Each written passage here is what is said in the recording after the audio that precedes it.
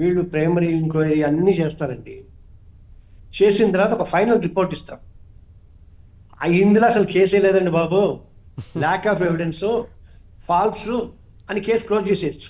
Okay. There is a provision. అంతేకాక అలా కాకుండా లేదు వీళ్ళందరూ ఇన్ని ఎవిడెన్స్లు ఇచ్చారు, ఇది కట్టలు ఉన్నాయి, అవన్నీ ఉన్నాయి అని అంటే అప్పుడు ఛార్జ్ షీట్ వేస్తారు. ఓకే. ఛార్జ్ షీట్ వేస్తే ఆల్రెడీ నాకు తెలిసేంత వరకు కుర్రాడు ఉన్నారు, ఆ ప్రాసెస్ అన్ని వాళ్ళు చేస్తారు. నేను క్రాస్ ఎగ్జామినేషన్కో దానికో ఆర్గ్యుమెంట్కో నన్ను రిక్వెస్ట్ చేస్తే నేను పెడతాను తప్పకుండా. As far as now present సిచ్యువేషన్కి వస్తే బిఎన్ఎస్ సెక్షన్స్ కొన్ని మెన్షన్ చేశారు కదా ఆయన కేసులో, సో ఆ సెక్షన్ల ప్రకారం ఎలా వాదించవచ్చు అండ్ ఆ సెక్షన్ల సీరియస్నెస్ ఆ సెక్షన్ ఉంటాయని తెలియదు కదన్నా. ఇప్పుడు అదే అంటున్నా, సగం తెలిసి సగం తెలియక జరుగుతున్న స్పెక్యులేషన్స్ మీద ఉండే మీడియా. ఎందుకంటే నేను మీడియా ట్రయల్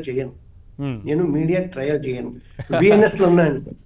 ఛార్జ్ షీట్ లో ఆ సెక్షన్ పెడతారని నీకు తెలుసు అని చెప్తా.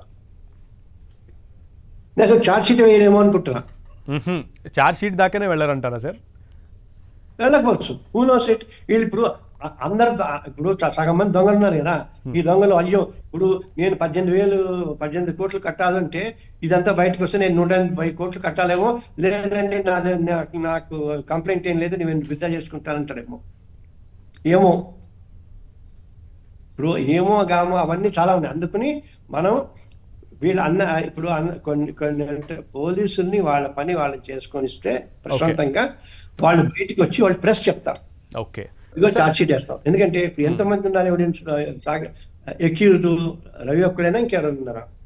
ఉన్నారు సార్, ఇంకో 4-5 ముందే పట్టుకున్నారు. Ravi is the last person, కానీ అక్యూజ్డ్ 1 గా ఉన్నది రవి. ఇతని ఇన్వెస్టిగేట్ చేసినారు, మళ్ళీ ఇంకొంతమంది రావచ్చుగా.